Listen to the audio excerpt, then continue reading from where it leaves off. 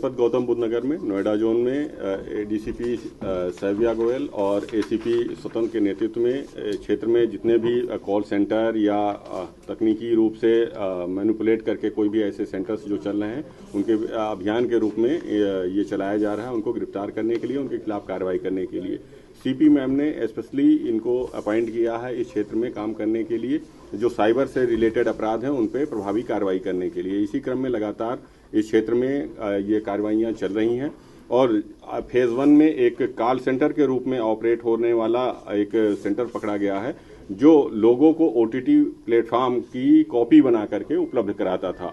ये डेटा को रीरूट करके उनको अवेलेबल कराते थे और ये खासकर जो इंडियन रेसिडेंट हैं फॉरेन में, खासकर पाकिस्तान में, अमेरिका में, चाइना में या अन्य कहीं देशों में जो रहते हैं उनको कांटेक्ट करके उनको ये अवेलेबल कराते थे और उनसे डॉलर में पेमेंट लेते थे।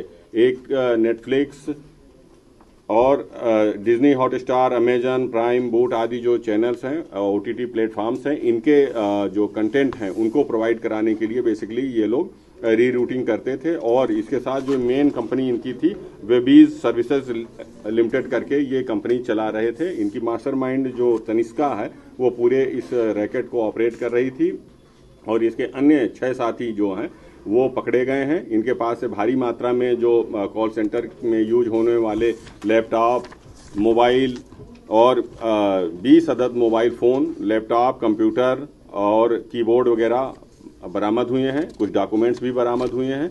इनकी गिरफ्तारी सुनिश्चित की गई है। जब इनसे पूछताछ की गई तो ये भी पता चला कि ये व्हाट्सएप और उसके बाद वेब के माध्यम से कांटेक्ट करके लोगों से कांटेक्ट करते थे जो एनआरआई फॉरेन में रहते थे। उनको तात्कालिक रूप से बिना पूरा सब्सक्रिप्शन लिए उनको ये पूरा प्लेटफॉर्म उपलब्ध कराते थे ओटीटी का, और उसके बाद रिचार्ज के रूप में भी और उसके फैसिलिटी अवेलेबल कराने के रूप में भी $100 से $300 पर व्यक्ति चार्ज करते थे ये।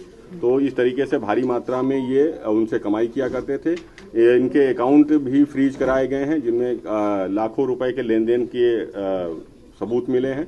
उन पे भी अकाउंट को भी फ्रीज कराया गया है और उसके रिलेटेड जो अकाउंट्स हैं उन पे भी कार्रवाइयां की जा रही हैं और ऐसे जितने भी जो साइबर अपराधी हैं उनके खिलाफ सख्त कार्रवाइयां जारी रहेंगी। सर, ये कब से चल रहा था और कोई और भी लोग इनमें शामिल हैं?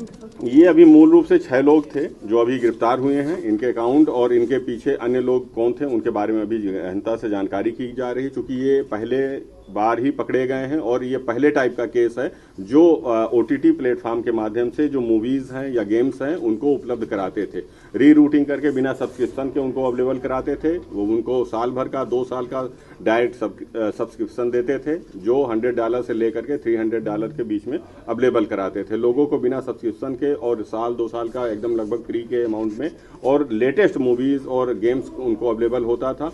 इसलिए वो इनसे कांटेक्ट करते थे या ये उनको कांटेक्ट करते थे और अवेलेबल करते थे। तो बताया कि कब से चल रहा था नोएडा में? ये अभी जल्दी ही शुरू हुआ था, 2 महीने के आसपास से शुरू हुआ था, जिसमें हमारी टीमें लगी हुई थी और इसको गिरफ्तार किया गया। अब तक कितने खरीद कर चुके होंगे लोग? ये ऐसा इन्होंने बहुत सारे सब्सक्रिप्शन दिए हैं, लाखों का ट्रांजैक्शन इनके अकाउंट से हुआ है। इसका मतलब है कि इन्होंने लाखों को सब्सक्रिप्शन दिया है और ये अमेरिका, इंग्लैंड और अन्य फॉरेन नेशनल जो हैं, जो खासकर इंडियंस जो वहाँ पे रह रहे हैं, वो उनको ही टारगेट करते थे क्योंकि उनको इंडियन मूवीज या इंडियन प्लेटफॉर्म के माध्यम से ज़्यादा इंटरेस्ट रहता था और इनको अपना कांटेक्ट करने में ज़्यादा ईजी रहता था।